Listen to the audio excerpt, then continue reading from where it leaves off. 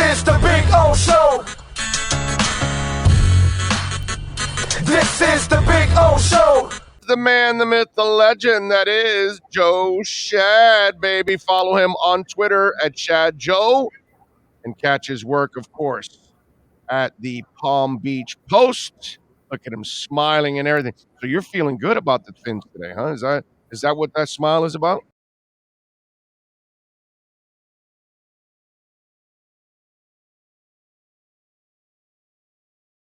It would be nice to see the Dolphins win a fourth consecutive game, Big O. I would love to start to write stories about the Dolphins in the playoff chase and winnable games against the Giants and Jets and a bye, and that would be great. I hope it happens.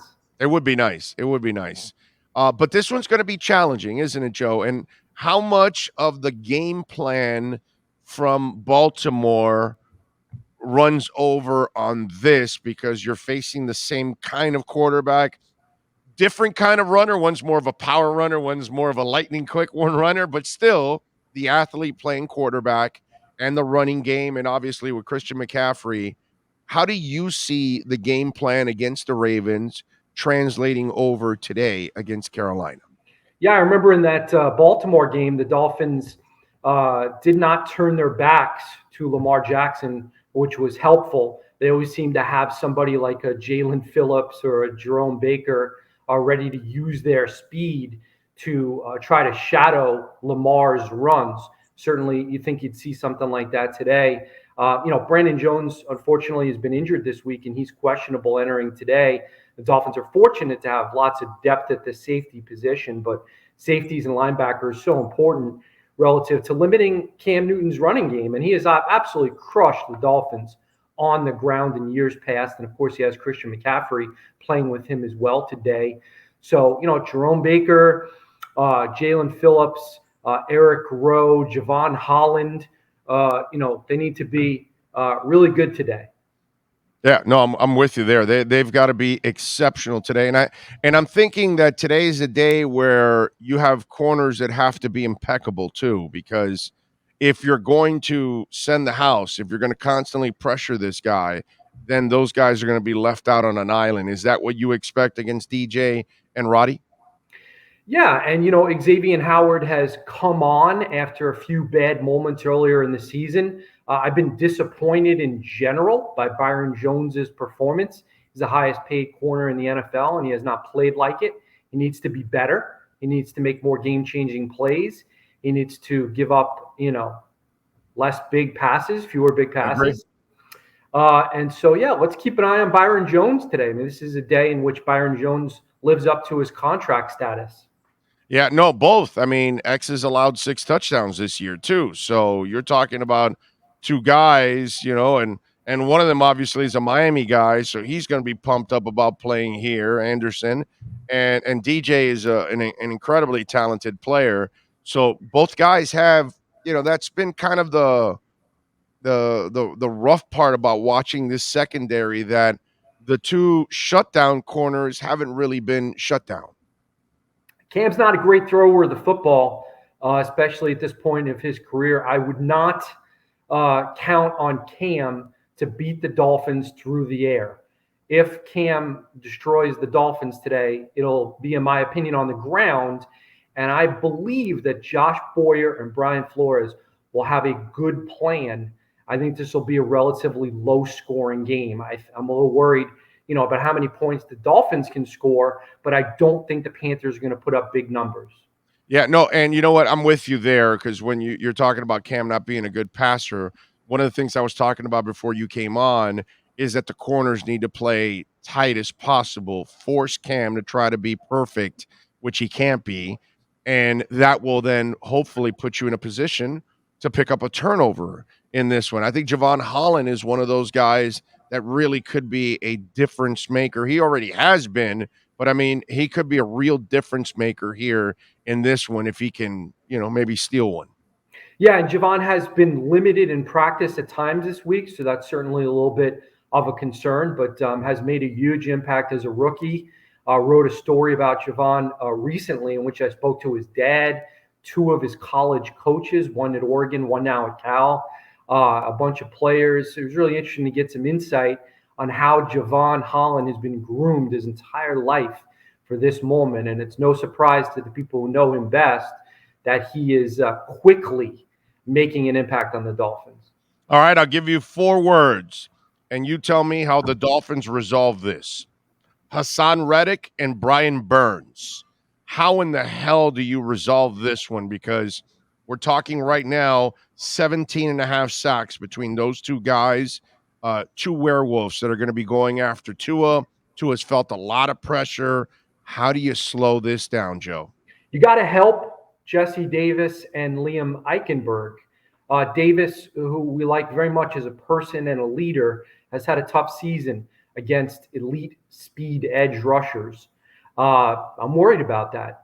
Do you use Dorm Smythe to help out a Jesse Davis? Absolutely. Do you use Ethan Carter? Absolutely. Do you ask Myles Gaston to chip in and literally chip those speedy rushers? Absolutely. These guys can't be trusted, unfortunately, to just consistently hold up and not allow multiple sacks. Biggest concern of the game, without a doubt. Those guys are elite edge speed rushers. Now, Eichenberg seems to have settled down just a little bit. He was pretty good last week. And, he wasn't facing these types of pass rushers. But I think maybe Eichenberg can be okay. Maybe we'll see. I think leaving him at left tackle for the remainder of the season is a good strategy if the Dolphins can do that. Yeah, they have no choice. They have no one else they can put at left tackle right now. I think that's why the kid has to suck it up there, because in the end, people keep telling me around the league he's a right tackle no matter what. But I think right now they're stuck there where they're at now. Let me ask you, Hunter Long is apparently going to get an opportunity. My guy! Yes, but something tells me that he's being activated because he can block some. And I don't know if they're going to necessarily count on him a ton on catching. I don't know why, but I kind of get the feeling that Hunter is going to be doing a lot of blocking because of what they're facing on the edges. Yeah, if he has to fill a role that Adam Shaheen has done well, Shaheen has been effective as a blocker and a receiver. And so, listen, I am a Hunter Long fan based on what I've seen in practice, based on what I saw in the spring and summer. I have felt that it is a small injustice that Hunter Long has had to watch these ball games in his gym clothes. And I am positive and optimistic about Hunter Long today. Yeah, the only thing I disagree with you on is Shaheen blocking. I've watched that. That's not good. That's kind of big ugly. Man. He's a big, strong man. Yeah, but it doesn't show on his blocking. I got to say, he's done a decent job pass catching. I will agree with you on that one. His blocking, not so much. That's why I kind of think that Hunter is, and I got to say something. I mean, Hunter being a Boston College guy, obviously Flo must have had some influence on that draft pick. It says a lot that Flo doesn't want to play his own guy from his own school. I wonder what wasn't Hunter doing right behind the scenes. Well, remember that it's a bad look for you not to be able to play your draft picks.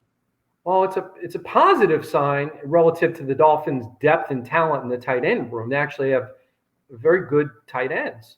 Hunter Long did have an injury at the end, I believe, of training camp. And so, he was coming back from that. I think it was a leg bruise, one of those deep bruises, which can be almost as bad as like a broken bone. So don't underestimate the fact that Hunter was kind of hurting early in the year. No, I'm with you. Yeah, you're right. He was definitely having an injury. We'll see how he plays today. Michael Dieter was not activated. And I know they said that he's close and they have another 2 weeks to possibly activate him right now. What's the latest? What do you hear with Dieter? Yeah, I don't know when Dieter is going to play. Like you said, Coach Flores said that he's close. I do think that when Dieter returns, that will be a small upgrade over Ryder or Mans. But I think we both agree that center has not been the Dolphins' biggest concern. But it was encouraging. Dieter seemed to be taking to the center position well. And, certainly Tua has a certain comfort level with Dieter. So hopefully Will Fuller and Devontae Parker can all get back for the last 4 or 5 games. That would be a boost. Yeah. The only thing I'm thinking of, if you bring Dieter back, do you have one of those guys compete at guard with some of the other guys? That's the only thing that I was, well, not Hunt, but at least on the left side with Austin Jackson. What have you seen? Because you do a great job of breaking down the tape every week. The tape doesn't lie, I think is how you is that how it goes? The tape They doesn't don't lie. lie, yeah. Tape don't lie. Your segment you do every week. What's the tape tell you about Austin Jackson? So Austin is improving. I think Coach Flores is right in that he's better suited for guard than tackle. Uh, he is an aggressive dude in the interior. He's almost more aggressive inside than he was outside. I think he was so focused on hand placement and foot placement and his assignments. Inside, it's kind of like, hey, let's just be You're in a phone booth. physical. You're in a Let's be phone booth. physical. You And got I a like ball. him in the run game. Yeah. His athleticism and his aggressiveness is a nice combination potentially as a real upside guard. Yeah, and you know what? I don't have a problem at 18 if he ends up at a guard. If he was a top 5 pick or top 7 pick or something, and you draft him to be a tackle, then I get it. At 18, guards get taken at 18 all the time, so it's not a big deal. If he ends up being a good guard, it still becomes a good pick overall. And it's interesting. I love the way you broke it down because there's no doubt that on the island outside, you've got to think technique all the time because he might rush you inside, he might bull rush you, he might try to get outside, he might spin move you, and you got to think so much at guard. And there's really not a lot of thinking. The dude's breathing right down your neck, right in your face. You're in a phone booth, so it's really mano a mano right away. So it allows him to just his abilities to just try to take over right from there. It seems like he had to do way too much thinking about what technique he was facing from a defensive end from one down to another, and he was getting fooled all the time. So you're right. I think the idea that he doesn't have to worry so much about technique on one end really helps him at guard. And if he's going to be a guard for the last 6 games of this season, and he enters next season knowing he's going to be a guard, he can focus on strength because he's going to have enough athleticism and mobility. He can focus on adding strength, which he does need to do. He needs to add some strength. Yeah. No, I'm with you. I mean, the dude's got arms like my legs. I mean, that guy's got ginormous arms. You look at him and you go, come on, bro. The good Lord gave you the tools to be a guy at this level. You can play. And it's nice to see him find, a spot somewhere. Let's hope he's able to find it at guard. I mean, listen, they need people to settle down at these positions. All right. How are you looking at this game? How'd you break it down? What was the prediction?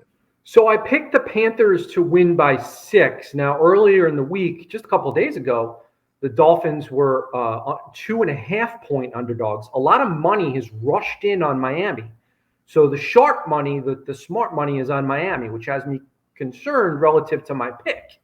Again, I would love to see the Dolphins win and go from 1-7 to 5-7 and be on the verge of playoff contention. Look, I mean, why? Well, look, obviously worried about slowing down Cam Newton, Christian McCaffrey on the ground, but more than anything, worried about the Dolphins tackles, as we discussed a short time ago, holding up against a very good pass rush. And Tua Tagovailoa is facing the NFL's #1 ranked pass defense, which is, of course, a concern. And the Dolphins offensive line is trying to hold up against the Panthers defense that is #3 in the league in sacks. That is a big concern. So let's see if primary play caller George Godsey, co-offensive coordinator Eric Studesville, quarterbacks coach Charlie Fry, with input from other coaches, can come up with a plan to where at the end of the day, we're saying, wow, this was their best plan of the year. They're trying to add some creativity in there recently. You see some trickeration, as my old colleague Reese Davis would say. And I like that. They're at least trying, So let's see what happens. I do kind of wish that Parker or Fuller were available. that would be helpful. And I kind of wish maybe Philip Lindsay was available, but we'll see. Probably not until next week, I'm thinking. Yeah, but it's injury-prone people. It's just so hard to depend on them. Even if Parker was healthy, how long is he going to last in the game? It's just these things that just. You know what I'd like? Play Matt Collins more, bro. He can do a lot of the things that Parker I like can Matt do. Collins. Yeah, dude, and he can do a lot of those things that Parker does now. That this Parker, that is really not, because of all the injuries, he's not the athlete that you got out of college. Yeah. It's kind of taking a toll on him. One more thing before I let you go. Inactives are out, by the way. Brandon Jones is out. That could hurt. Go ahead. Okay. Yeah. Trill Williams, Brandon Jones, Will Parks, Darius Hodge, Adam Shaheen, and John Jenkins are your inactives. Thank you. So that means that the running back is active. Right? Lindsey. Yeah, he's on the roster, and I don't know how many carries he'll get. Duke Johnson also. Was Duke Johnson not promoted? You know what? I'm not sure now. Yeah, because last week was an elevation. Right. So if he was not elevated, then he would not be active. So it's Philip Lindsay or Lindsley. Lindsey. Okay. Lindsey. And let me tell you something. Here's what it leads me to our final question. You have an aggressive pass rush. You have a team that's actually not good against the run. They're 23rd against the run. They allow 4.3 yards per carry. In a strange way, you say Austin Jackson's improving. Center hasn't been a problem. You got an aggressive pass rush. Could the running game be a factor in today's game? If you're Miami, is it important to get that running game going to alleviate the pressure on Tua, to take advantage of a weakness that they have? And at the same time, it could also help your passing game with play action. Yeah, I'd like to see the Dolphins go over 100 yards for a second consecutive game. Dolphins did that last week. Sometimes runs are actually short passes. It doesn't really matter if it's a short pass or a run. Certainly I would expect to see some end rounds, some reverses, some pitches, some screens, some quick outs, which Tua did well last week. So, yeah, all those things are Big O, absolutely. Follow him on Twitter at Schad Joe. Catch his work there at the Palm Beach Post. And you can catch him twice a week here with the American Dream Lending Miami Dolphins Weekly Report. Joe, as always, thank you, my brother. Appreciate the insight. Enjoy the game. Thanks. See you, Big O. You got it, baby. There you go. Joe Schad getting it done for us here with the American Dream Lending Miami Dolphins Report.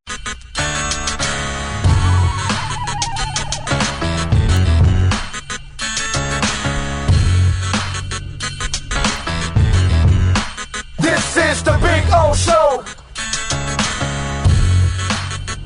This is the Big O Show.